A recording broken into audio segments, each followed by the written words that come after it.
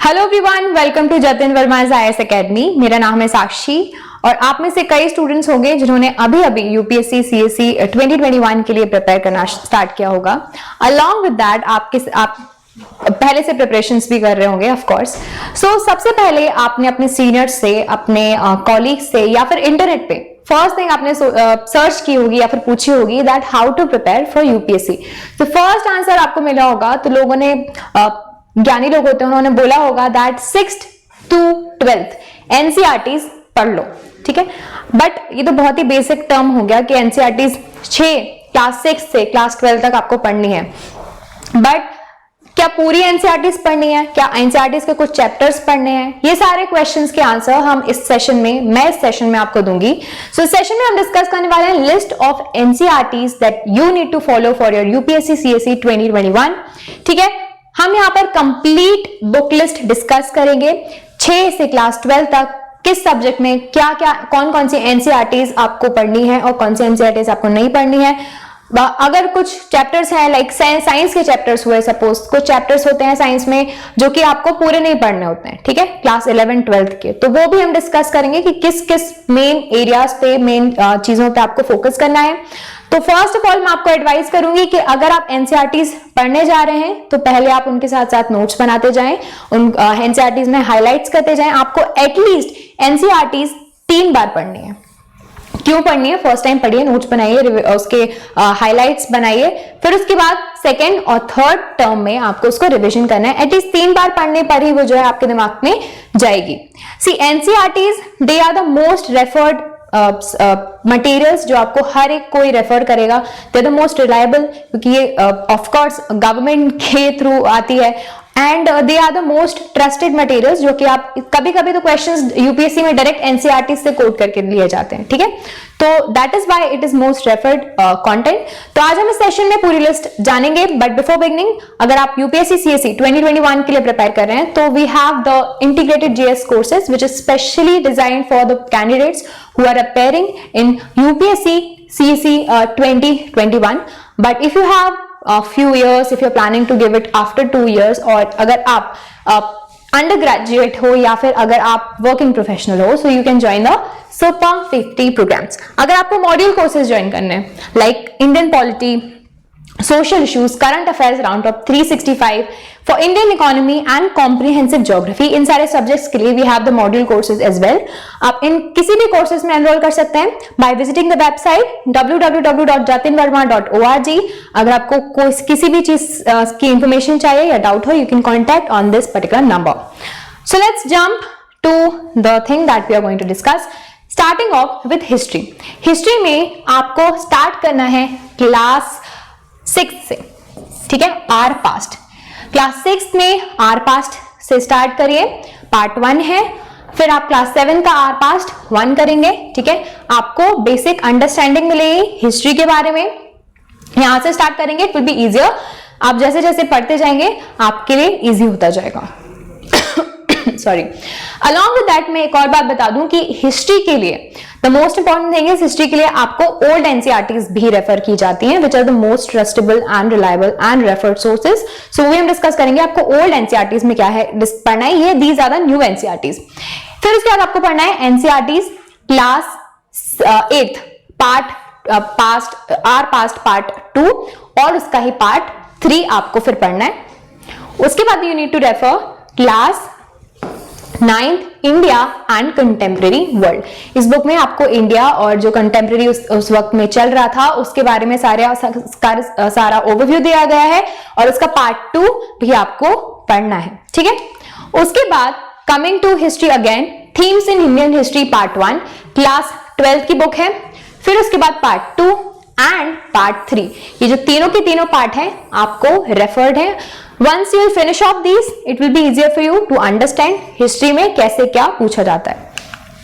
Coming to the old NCERTs, जैसा कि मैंने आपको बताया कि आपको न्यू के साथ ओल्ड एनसीईआरटीज भी रेफर की जाती हैं और ओल्ड एनसीईआरटीज इस तरीके से बनाई गई है कि आपके पूरा का पूरा जो है लाइक एंशिएंट इंडिया के लिए देख लीजिए क्लास 11 की आर.एस. शर्मा मोस्ट रेफर्ड, अलग से बुक भी मिलती है एनसीईआरटी में भी, पूरा का पूरा जो है वो दिया गया है। It is most referred. Ancient history आपका पूरा इससे कवर हो सकता है।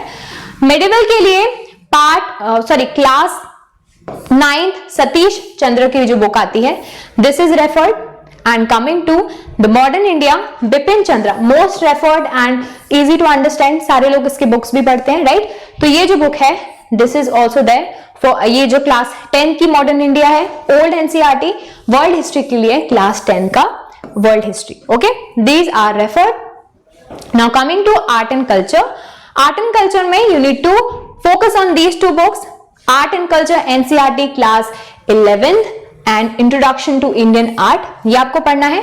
उसका जो ये जो क्लास 11 का living craft and traditions in India, ये जो बुक है आपको पूरी नहीं पढ़नी है, इसमें सिर्फ और सिर्फ चैप्टर 9 एंड चैप्टर 10 आपको रेफर करना है. Okay, so these are the reference of NCERT for your art and culture. Moving ahead, coming to geography.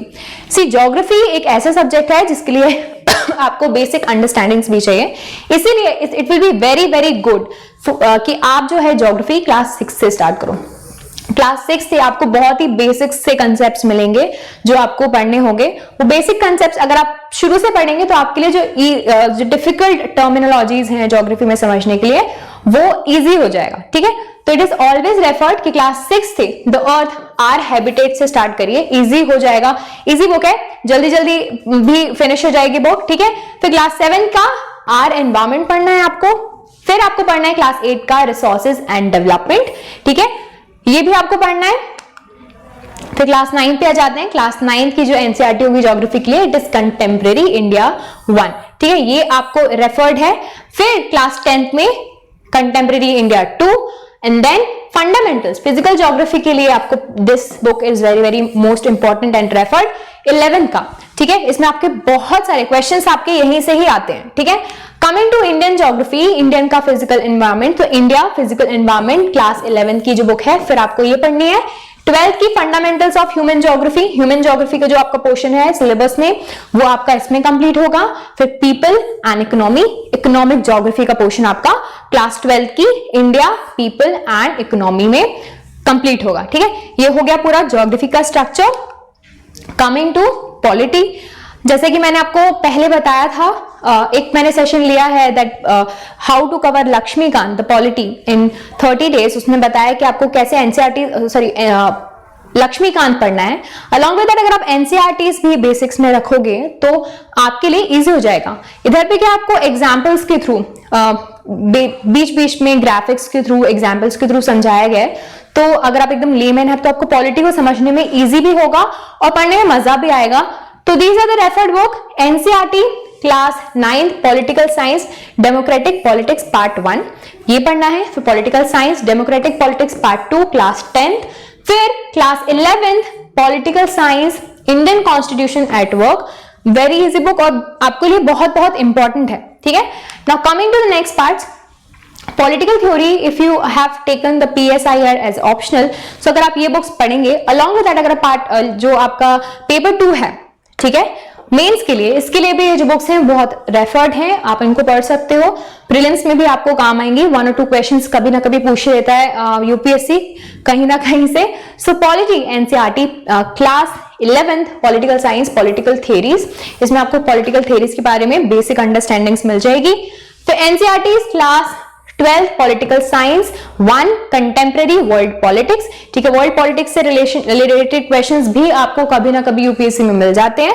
Prelims की भी बात कर रही हूं. ठीक है, मेंस में तो होता ही है, मेंस के लिए तो हाईली रिकमेंडेड है ये बुक्स. फिर उसके बाद polity NCERT class 12 political science का जो पार्ट 2 होगा, politics in India since independence. Independence के बाद इंडिया की पॉलिटिक्स में क्या क्या चेंजेस आए, क्या क्या चीजें हुई, वो आपको इसमें मिलेगा. तो again this book is also very very important. Now coming to the economics. ठीक है, इकोनॉमिक्स में if you are a non like, अगर आपने 10th के बाद इकोनॉमिक्स ऑप्ट नहीं किया है तो भी आपके लिए इजी होगा. क्लास जो है 9th की इकोनॉमिक्स है, आप एक बार रिवाइज कर लो. ठीक है, बेसिक कंसेप्ट्स हो जाएंगे आपके इसमें. फिर 10th की अंडरस्टैंडिंग ऑफ इकोनॉमिक डेवलपमेंट, ये भी है जो आपको पढ़ना होगा. ठीक है, ये 2 बुक्स पढ़ने के बाद आपको बेसिक रिवीजन हो जाएगा कि क्या क्या क्या क्या होता है इकोनॉमिक्स में. फिर उसके बाद now coming to the main part of economics, 11th का इंडियन इकोनॉमिक डेवलपमेंट, ये बुक आपको पढ़नी होगी. फिर उसके बाद आपको पढ़ना होगा NCERT class 12 introductory to macro economics. Macro economics, इसकी एक और बुक आती है माइक्रो इकोनॉमिक्स, ठीक है। माइक्रो इकोनॉमिक्स जो है क्लास 12 की, वो भी that is also highly recommended. अगर आप मेन कंसेप्ट होते हैं जीडीपी एंड ऑल, ये आपको सारे इन बुक्स में मिलेंगे, तो please do refer this, these are most important ones. Moving ahead, next coming to science and technology. अगर आप नॉन साइंस बैकग्राउंड से हैं, so it is highly recommended कि आप 6th से 10th तक पहले की जो सारी की सारी एनसीईआरटीज है साइंस की, वो सारी एनसीईआरटीज पढ़ लें। आपको बेसिक्स क्लियर हो जाएंगे साइंस के बारे में, जो भूले हुए फैक्ट्स हैं, जो कुछ लोगों को डर लगता है साइंस से, तो उनके लिए बहुत ही ज्यादा रिकमेंडेड है 6 से 10 तक की एनसीईआरटीज आपको फिनिश करनी ही करनी है। फिर 9th की ये वाली एनसीईआरटीज पढ़नी है, 10th की वाली एनसीईआरटी पढ़नी है। नाउ कमिंग टू 11th, ठीक है, सारे के सारे चैप्टर्स नहीं पढ़ने हैं 11th 12th के, कुछ बुक्स हैं। 11th की जो केमिस्ट्री की बुक होगी उसकी यूनिट 14th यूनिट करना है, as it is science and technology. तो बहुत सारे चैप्टर्स हैं जो आपको 11th एंड 12th में भी मिलेंगे, ऑल्दो 10th तक का जो बेसिक्स आते हैं आपके यूपीएससी में, बेसिक्स पूछे जाते हैं, बट आपको कुछ चैप्टर्स 11th 12th से भी पढ़ने होंगे। केमिस्ट्री यूनिट 14, बायोलॉजी जो 11th की होगी यूनिट 4 एंड 5, यूनिट 4 एंड 5 आपको इसका पढ़ना है सिर्फ और सिर्फ। एनसीईआरटी क्लास 12 केमिस्ट्री का 16th यूनिट पढ़ना है, और एनसीईआरटी बायोलॉजी का 8th to 10th, 8th 9th and 10th, ये 3 यूनिट आपको है बायोलॉजी की, इससे 12th क्लास से पढ़नी है।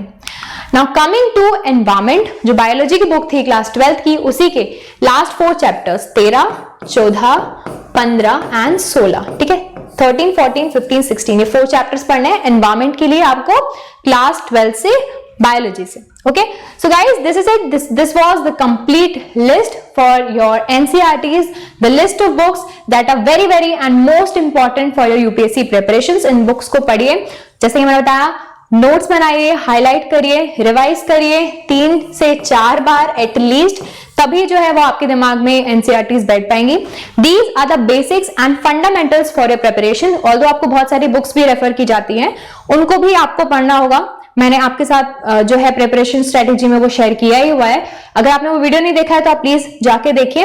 अलॉन्ग विद दैट, ये जो थी, these are the basics, NCERTs are the most important, सभी ने ऑलमोस्ट पढ़ी हुई होती हैं, कुछ लोगों ने नहीं पढ़ी होती हैं तो भी वो एग्जाम निकाल लेते हैं, बट ये जो है वो आपके बेसिक्स क्लियर करेंगे। डायरेक्ट क्वेश्चंस भी पूछे जाते हैं एनसीईआरटी से। So these were the important chapters, important content जो आपको एनसीईआरटी से पढ़ना है। Thank you so much. अगर आपको ये वीडियो पसंद आया तो you can like, subscribe and you can always आपके जो वैल्यूएबल कमेंट्स हैं वो आप शेयर कर सकते हैं हमारे साथ। Also you can follow us on social media website. Thank you so much for listening. This is it for this session. Thank you so much. Take care. Bye bye.